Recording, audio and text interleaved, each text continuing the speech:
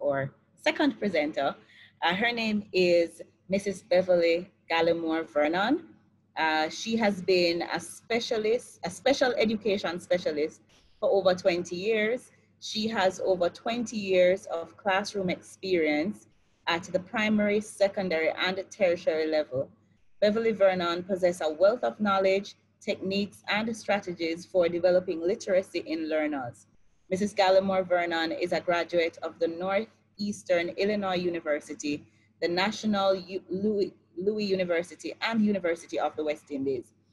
She also holds a Master's of Arts in Special Education and a Master's of Education in Educational Policy and Planning.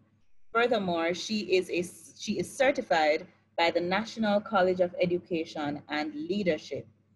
Beverly Vernon worked with a number of organizations in Jamaica, namely the Michael University College, Care Center, and the Michael University, Ministry of Education through the National Educational Inspectorate, principal at Maxfield Primary School, and presently she's a principal at the Academic Charter School in New York City. Mrs. Vernon is a devout Christian whom is married to Terence, and together they have two children, Terenesia and Terence Jr. Mrs. Gallimore Vernon, are you on with us? Yes, I am. Good evening, everyone. Awesome. I am indeed happy to be sharing with you this evening. I want to thank Miss West Blackwood for prefacing this conversation, because many of the things that I would have said in the initial stages, she went ahead and she spoke about them. But I just want to say to all the participants, many of you, I am assuming, are teachers, some might be parents, or just in the whole education sphere. I want to say COVID has taught me to be even more appreciative of parents, teachers, and all the stakeholders who participate in making the learning experience what it is for our scholars. Today, I want to talk about, I noticed, as you would have heard, as the principal of a school here in New York, we were at school one day, we heard about COVID, but COVID was just something that we heard about. Nobody knew how serious it would have gotten. We went into the building one day and we were rushed out, and we have been home since. But one of the things that I must say is that, and it makes me a little bit jealous, because I would see how easy it was to access the equipment and material that made the learning so much easier. But one of the things that was really baffling to us, how would this take place? How would we do this? All of us were in a state of bewilderment, but we made it happen. And as I'm in a charter school, and charter schools run a little bit differently, ours run really just like we were in the normal building. So students had their classes online in the virtual platform. The planning, we had our common planning, we had our staff meetings, we had everything going on at the same time. But all of that was possible because we had the equipment to make it possible. So we began to rely on the parents. We recognized that the parents wanted to help their children, but what we saw in wanting to help their children, they were telling. So we could not even do assessment because we could hear the parents in the background telling the student, one, and it's an assessment. So usually we would say, you know what, parents, we're happy that you really want to help your children, but please allow them to be a little bit more independent. So the parent became the teachers. So what we did, we recognized that in wanting to help their children, we had to provide them with the strategies to help their children. And we did this parenting workshop, and the feedback from this parenting workshop was very, very good, because we gave them tips and strategies in ways in which they could work with their children without, it is more empowerment than giving. So I am going to be asking Miss Morris to provide me with access so I can share the screen, and then we will look at the presentation. It is, whatever is here, the strategies that I will present is useful for both parent and teachers. I know that many of us who are teachers are also parents, so you can utilize these strategies to make your students empowered, to make the parents empowered, and you as a teacher and Miss to look at the school and family partnership during remote learning. We must have a partnership. You know, sometimes as when we were in the physical building, our parents would come in, they would drop off their children and they would go. And yes, you have a civil relationship with them. For some who would join the PTA, the relationship becomes a little bit more tight. But overall, we saw parents as important. But then I know that back home in Jamaica, we usually say, okay, they just drop the children off. And by the time they drop the children off in September, we don't see them again until it's time for graduation. Everybody's coming to ask if my child is graduating. We recognize that there is a shift. Parents became the teachers. We provided the strategies, but the parents became the teachers. So as we go through these slides, I'm going to set up a slideshow.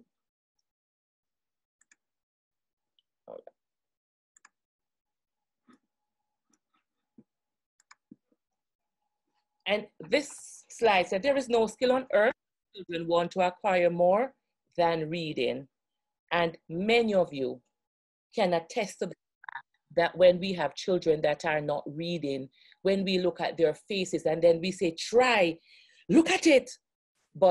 And you look at their faces and you know that they really want to learn to read, but they do not possess all the skills to do the reading the way that we want them to.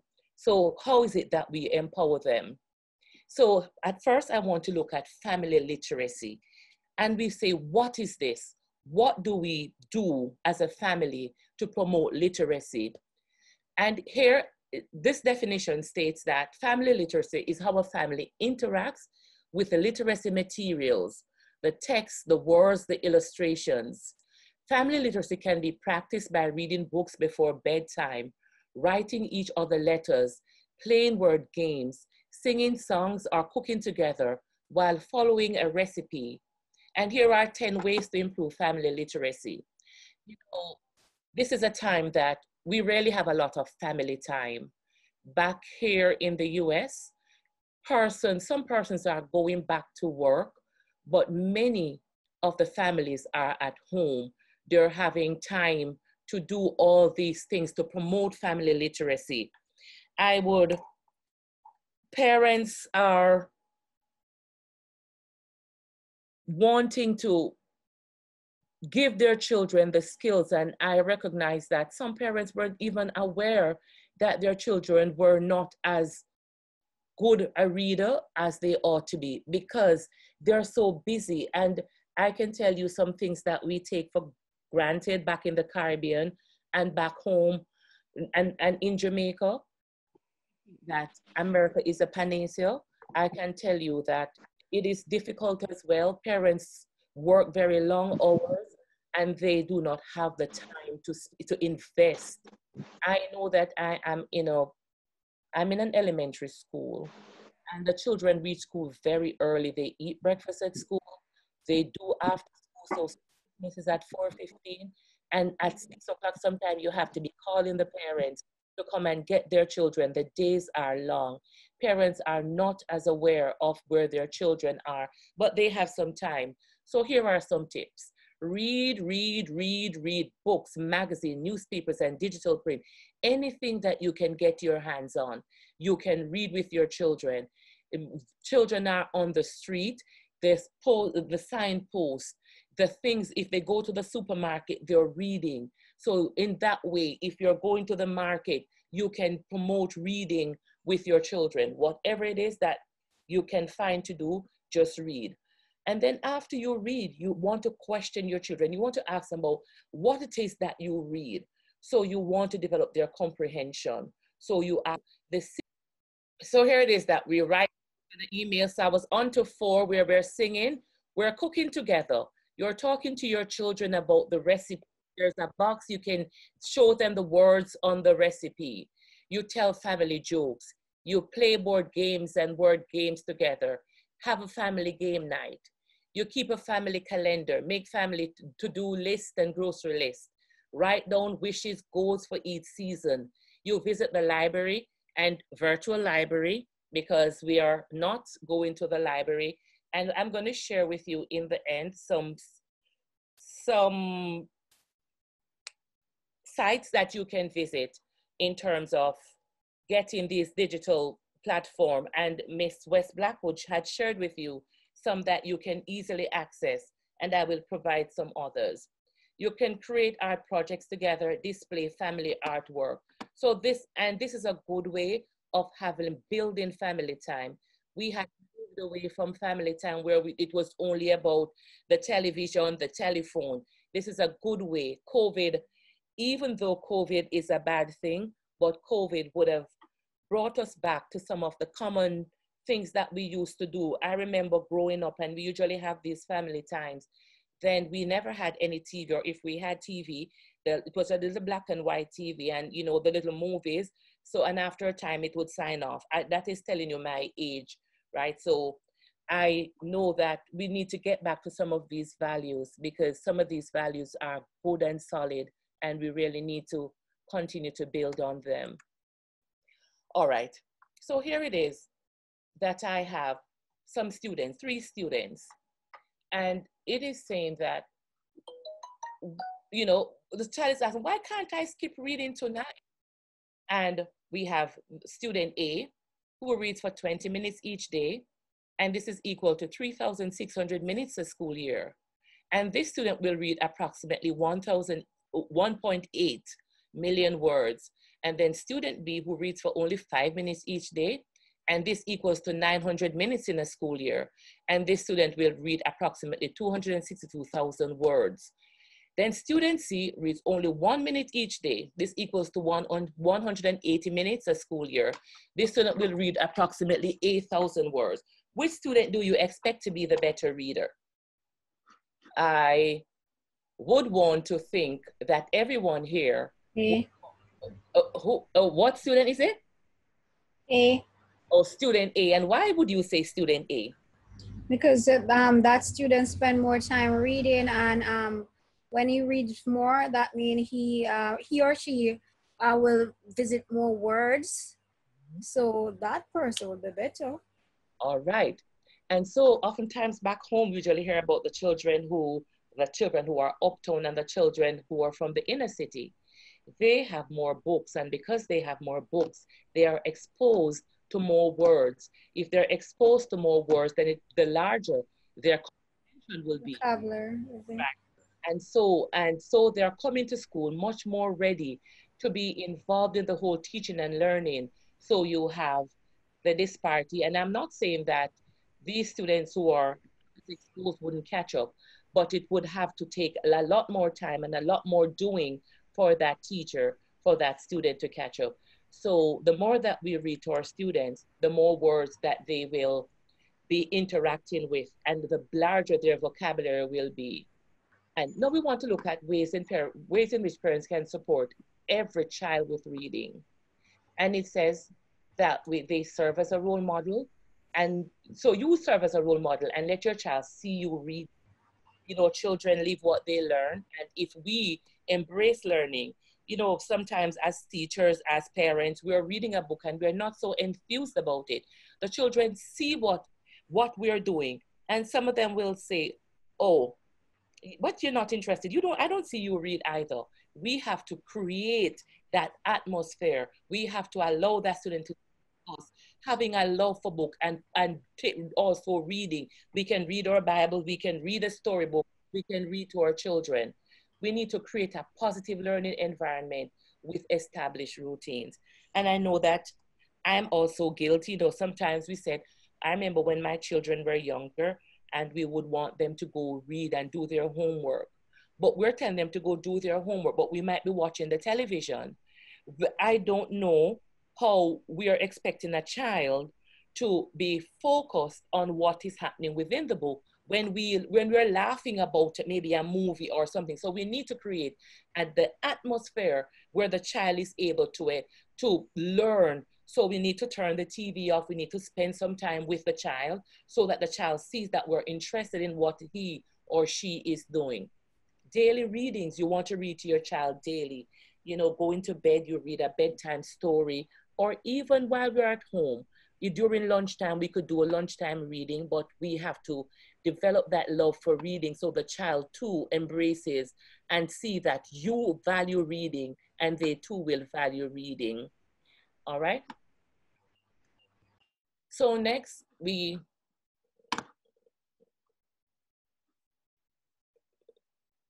creating routines. Studies show that we learn best from repetition. This is true when it comes to reading. Developing routines is a great way to work on learning to read while taking some of the anxiety away from what we are supposed to do before, during, and after we read. Here are some routines that we could follow.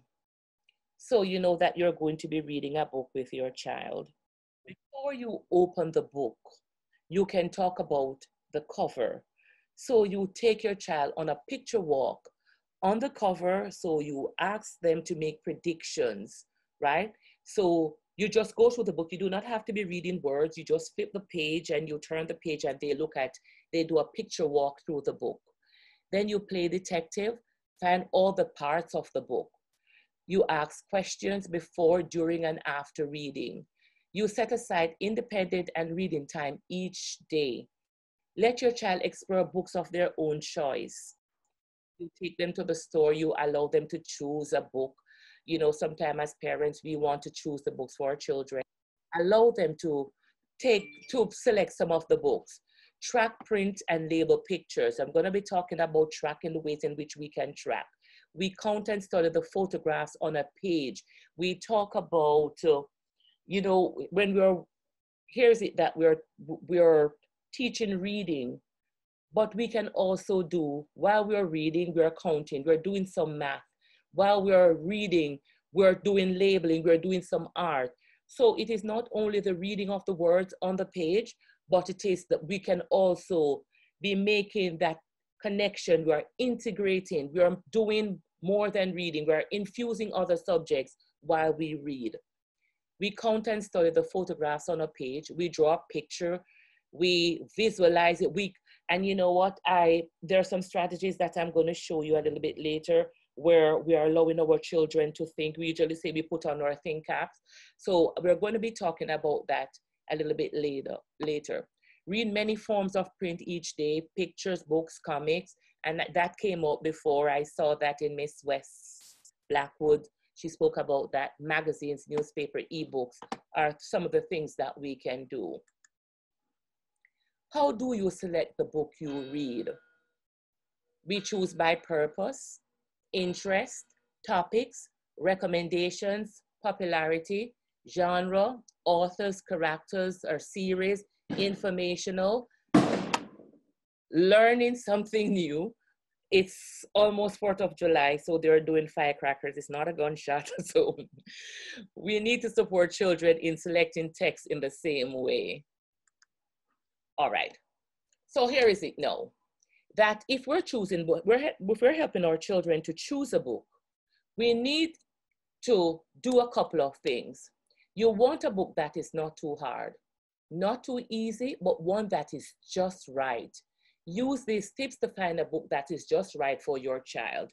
And we call it the rule of 5. Open the book to any page. Read the words on that page. Count the number of words you cannot read. Use the hand to help you decide if this is a good book to read. One word, if you turn the page and the student is able to, just one word that they're unable to read, okay. 2 words, still okay. 3 words, the child may need some help. 4 words, that's not the right book. It's a tough book for that child.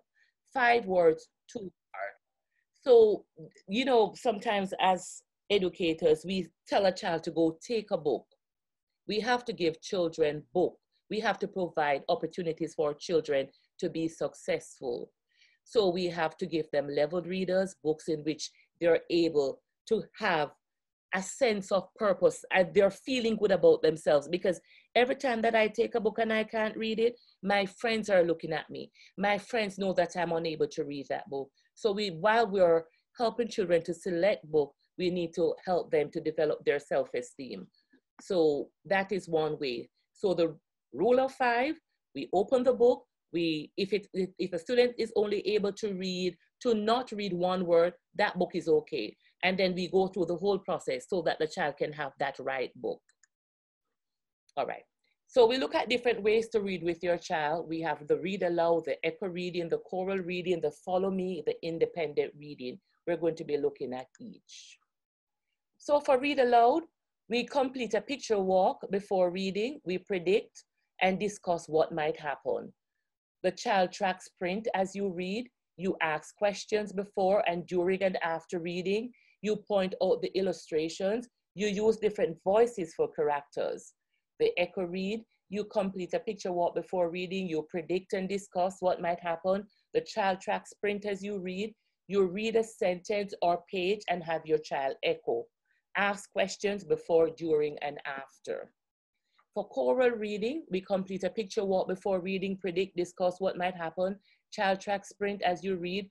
Read the story out loud together at the same time. Your child will use your guide if they get stuck on a word. Ask questions before, during, and after. So we see some common thread running through all the different strategies that we can use in reading. But very important that we're just not reading, we're allowing them to ask questions, and we're not at the end, but we're asking questions as we go through the reading. And then we have the follow me, where you complete your picture walk before reading, you predict, you discuss what might happen. Child track sprint as you read, begin by reading aloud, then stop in the middle of a sentence. Have your child read the next word or finish the page. Ask questions before, during, and after. And then the independent, where you complete your picture walk before reading, predict, make, discuss what might happen. Child reads aloud to you with prompts to utilize strategies when they get stuck on a word. Ask questions before, during, and after. So as I said before, we have those common threads where in all of the different types of reading that we can do with our children, we need to be asking them questions. We need to gauge their understanding, because there are many times when our students, you know, that when I do assessments and we have children who are able to call words. So you might have a child who is 6 years old and they're able to read call words all the way up to 9th grade. And then you ask them anything about what it is that they are reading and they do not have a clue. So make sure that whatever the child is reading, that they're understanding, not only they're able to decode the words, but they're able to comprehend what it is that they're reading. Okay, there is a video, I won't do the video. So as your child is reading, provide wait time as she gets to an unknown word. And as we would have seen when we have the discussion and when we're watching the parents, they're not allowed in school. The child has to go through the process. And again, I'm going to show you some strategies that we use. But while they're at home, the parents, by the time they get stuck on a word, you hear the parents blurting out the word, and the child is not able to decode the word. So please provide wait time. I know it might be frustrating. You have other children that needs to be reading also, but please allow that wait time. You point to the picture and allow your child to think. So you say, think about it. You show them the picture. What could be happening within this story? What is it that you think this boy might be doing? So you're prompting the child and allowing the child to think. We speak about Gen X and Gen Alpha, the kind of children. These children want to know why. They want the relevance. And sometimes we are not providing that opportunity for our children to be accessing the kind of, and thinking about, why is it that we're doing this? Why is it that she wants me to read? Why is it that this story? So we need to provide them with that opportunity so that they can gain their own relevance when they read a story. Prompt your child to try and read it. Ask your child to make the first sound of the unknown word. Provide two choices of possible words that make sense. Tell your child unknown vocabulary concepts. So reading is just not glossing over the word and calling. It is a process. If the child is to become an independent reader, you have to take them through the process. The process might be lengthy. The process might be time consuming, but it is worth, it's an investment that is worth. You know, you go to the bank and you put in your money. So this is the same way that you're putting in your time and your effort in helping every child to be successful as a reader. Because if you can read, then you can, your imagination will just become so large. You'll be able to think and to do all these things. So if we have readers, then most of our problems would be solved, because good readers are able to do math. Math is not only numbers now. Math is that word problem that the students have to analyze and create relevance and to build and to dissect. So what we really need to do is to develop that love for reading, invest, spend the time to create great readers. Okay, so before we spoke about some strategies that your child, well, strategies that your child, you can teach your children. Here we talk about you have pointer power. So you know you use your finger to point on the words. I don't know if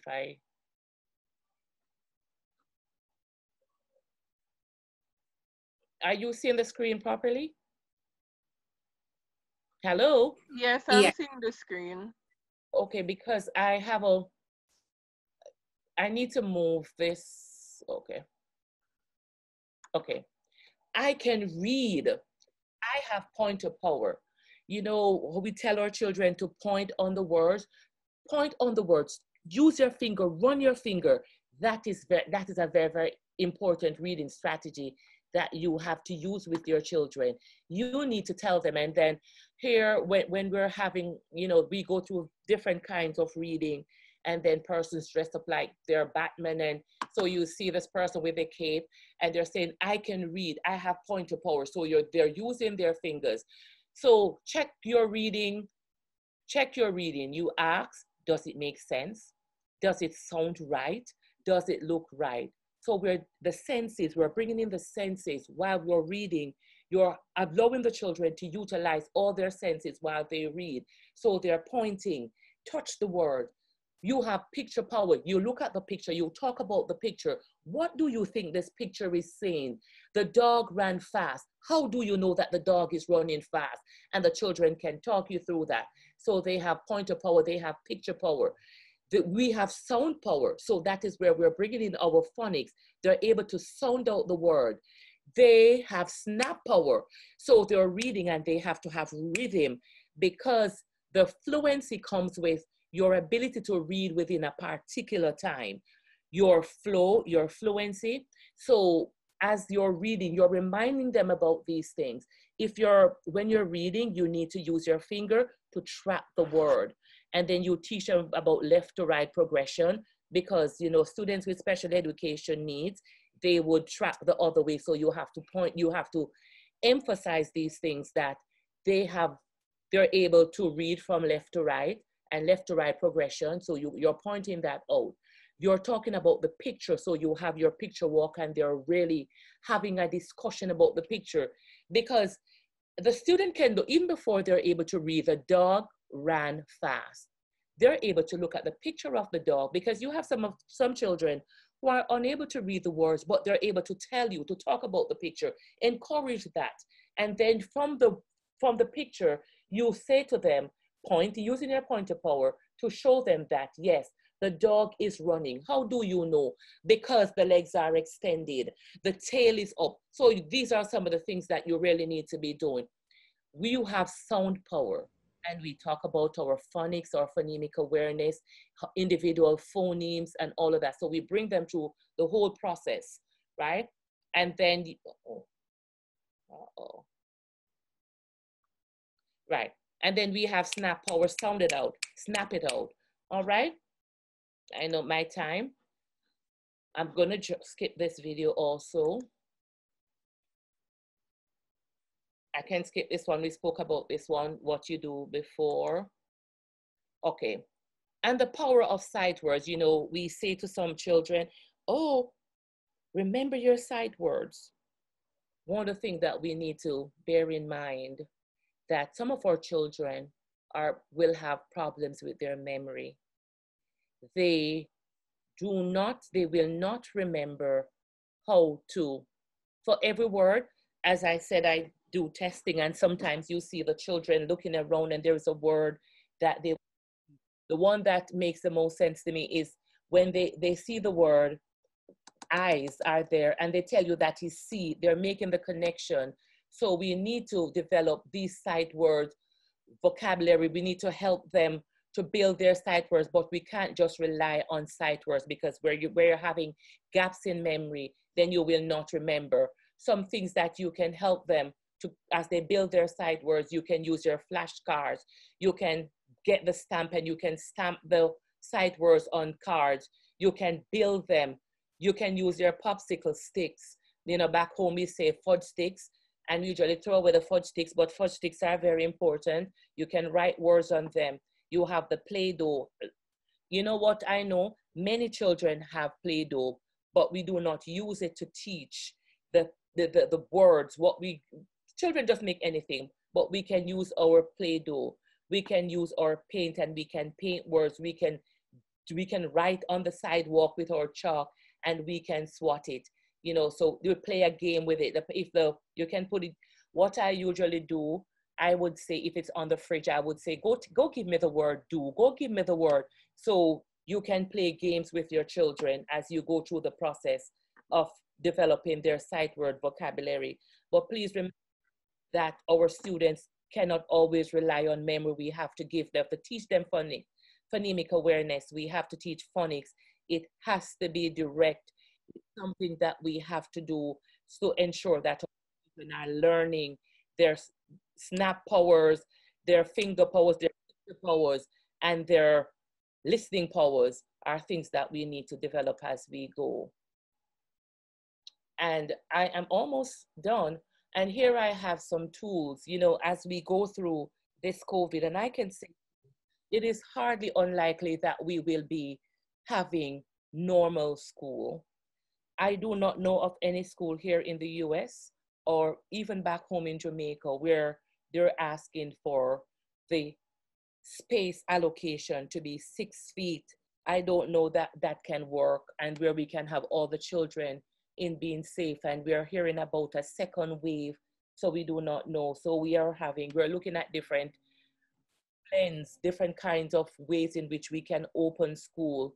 So one of the things that we need to become aware of are the various remote learning tools that we can use to enhance our instructions.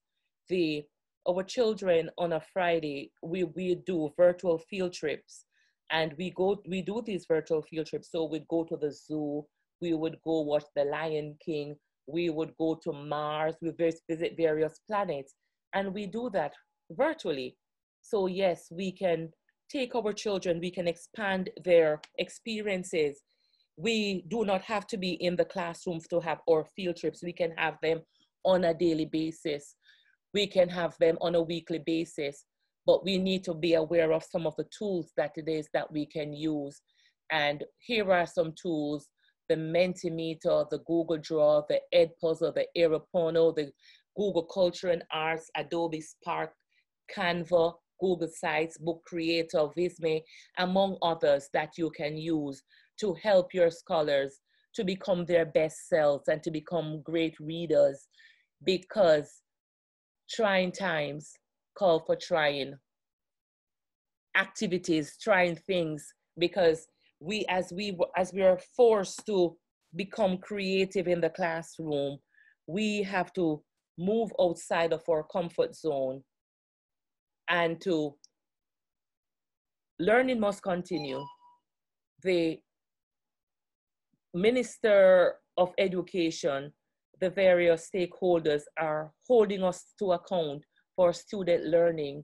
So we have to become creative as we try to empower our scholars, empower the parents, empower our scholars.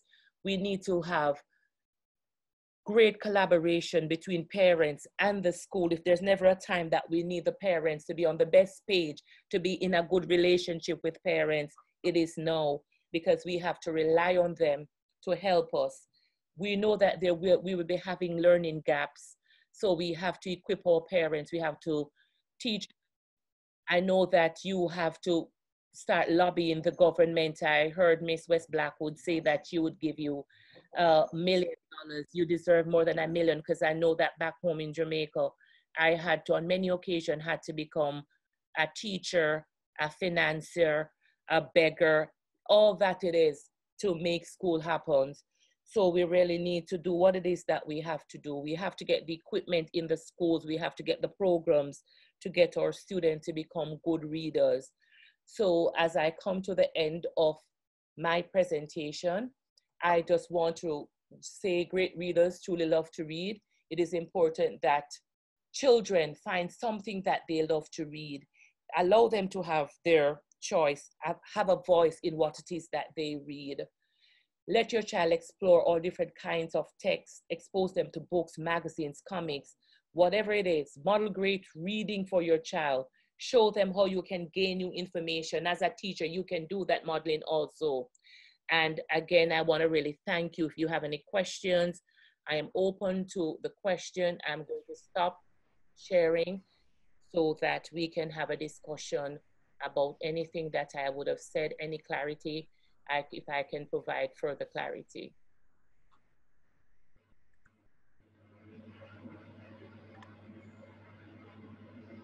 Okay. Awesome, awesome. Thank you so much, Mrs. Gallimore Vernon. Indeed, that was a very informative presentation. The strategies, the tools that you provided us with, they're quite useful. And not only that, I'm sure that we all can agree that when we get our children to fall in love with reading, it would make a lot of things easier, and they'll be able, if it's even to survive in the world. So at this point in time, we would like to open the floor for any questions. Any questions from our participants online? You can go ahead and type it in the chat, and I will be able to read it to Mrs. Vernon. Mrs. Vernon, someone is asking, this is Karen Bailey, if you could share the first slide with the quote on reading.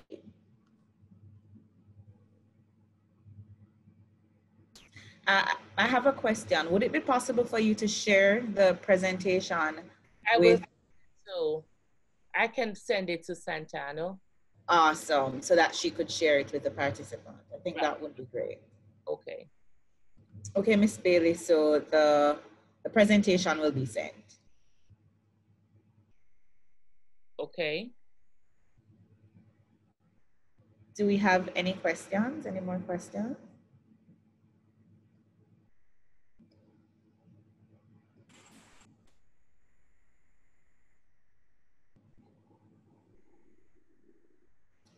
Karen Constance says she enjoyed the presentation. Awesome. Good evening. Well, right. I wanted to chime in and just say, let me turn on back my camera. Go ahead, Latoya. Yeah, I just wanted to chime in and say that I think I just wanted to give commendations to Santana and the team, all of you, because the discussion, the idea of having these discussions is very important in terms of, even how today was planned. I'm very happy that, it's energy, because there are a lot of things that were covered in the second presentation that, complements what we do in terms of the Book Industry Association. And I love, how it really focused on reading and laying that solid foundation, and how, all the different players come in to support. So, just chiming in to say that I really think that this is an excellent series in terms of, just looking at what we really need to be discussing as a community, and just pulling all these energies together to see how we can move forward. As was said, you know, COVID is here, and of course, none of us really want this disruption to our daily lives, and even for some people, our livelihoods. But at the same time, one of the positives I think coming out of it is how it has made a lot of things that we have heard that are impossible possible in a very short space of time. And I hope that even when we do find, you know, whether a vaccine or whatever it is that's going to restore some kind of normalcy, if you want to call it that, I do hope that it doesn't cut down on the pace, because a lot of the things that we need to be addressing, particularly with our children and young people, they will remain urgent. And as a matter of fact, they're going to become even more urgent as we realize that things particularly related to technology and us living in a digital, an increasingly digital world, you know, addressing those gaps that exist, and, you know, seeing how we're going to kind of leap forward without the excuses as to, you know, why we can't, but look at how we can do with what we have, because if we don't do that, then we're going to have an even wider gap as it relates to inequality, and those people and communities who are already marginalized will become even more marginalized, and we literally cannot afford it, literally in a dollars and cents way, outside of just any morals or, you know, looking at peace and productivity. With on a bottom line scale, we cannot afford to leave anyone behind. And so all of these discussions are very important. I'm looking in the chat and I'm seeing someone asking, what recommendation would you make for teachers who can only access their students via WhatsApp? Well, I know of that situation for some students and their teachers. And I never knew that there were so many things that you could do with WhatsApp. So, you know, they're really innovating, trying their best in those situations. And I would say that if those teachers can access WhatsApp, in terms of what it takes to access WhatsApp, they can access other kind of basic, easy to use and easy to access platforms as well. So what I strongly encourage at this point in time is actually increased sharing and collaboration. I'm not sure how much that is being practiced, especially in spaces where the need is great. But I would say it is now time more than ever to deepen the collaboration in terms of, you know, educators to educators, parents to educators, all the different players as it relates to supporting our children and young people. So, you know, I also would say that educators can become more, I know that there are some who master like making connections with people outside of the education realm that can, whether philanthropists or organizations or whatever. But you know, if now is it, if you've never been bold before, now is the time to ask. Now is the time to package your learn to pitch. Almost pitching, you know, is something that a lot of people limit to entrepreneurship and so on. But a lot of our schools and our educators are now going to have to, you know, step up their game as it relates to pitching, because resources are limited. Everybody's looking at public health, but education is connected to public health. So it's how you package your school, your needs, and getting what you need. And I see another question, so I'll leave that for my fellow presenter to chime in. Okay, thank you so much, Mrs. Blackwood. We did have a question earlier on from Mrs. Vernon.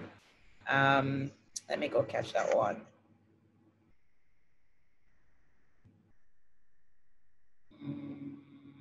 Where is it? Okay, this is from Karen.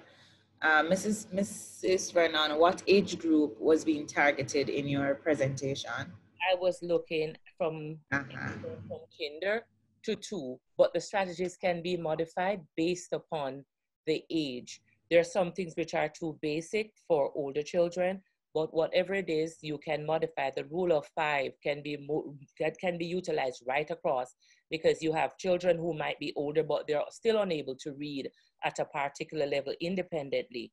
So we can, with the child, you can go through a book and say, how many words in this book? How many words you miss? So it can, what if some strategies can be utilized for older children? Because we have to also think about, are they calling words? Are they understanding? So someone had asked about independent reader. If the child is independent at one level, then you move them to the next level, and you could go through the whole process to see what is their independent level in reading. So it can be utilized across a wide cross section. Okay, great. Actually, I was asking if they were targeting independent readers. I think you Right. So I'm saying that as well. Independent at what level? At one level, because you have leveled books, and you have books that are different kinds of book, different genres. So the child comfortable reading. Okay, awesome.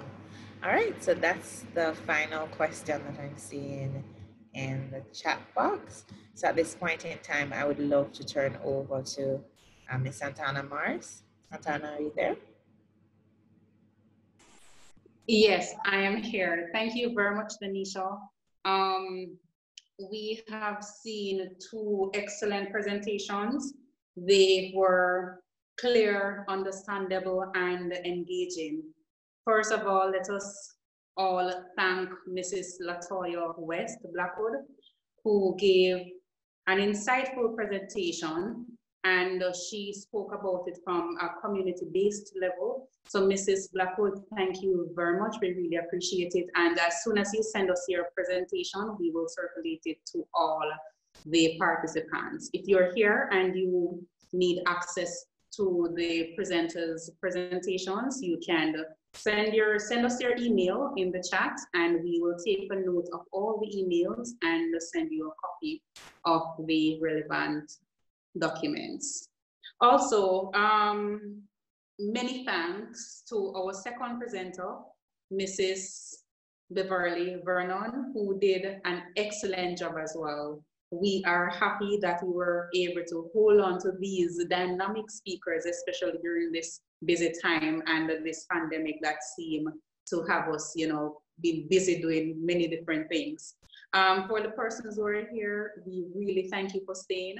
We had a bit of challenges earlier, which disconnected many of the participants, but thank God we got it solved, and we're here to to participate in this excellent presentation. Next week when we meet, we will have a panel of presenters, some of which will be from various entities across Jamaica. We will have a representative from the Ministry of Education, a representative from the Jamaica Foundation for Lifelong Learning, and other stakeholders in the education system to join us and talk about education and literacy per se. This will be on the 10th of July, and hopefully all the persons who are here will be able to join us. We're looking forward to having you all. As we go, thanks to our 2 moderators who are very, very helpful. They were camp supervisors for our annual summer reading camps for the persons who are aware of it, Shaniel and Danisha, who avail themselves to help us throughout this presentation. So many thanks again, Danisha and Shaniel, we appreciate it. So next when we meet, we will be here on the 10th of July, same time, same date, same place, right in your household. So have a wonderful evening, everyone, until we speak again. Shalom.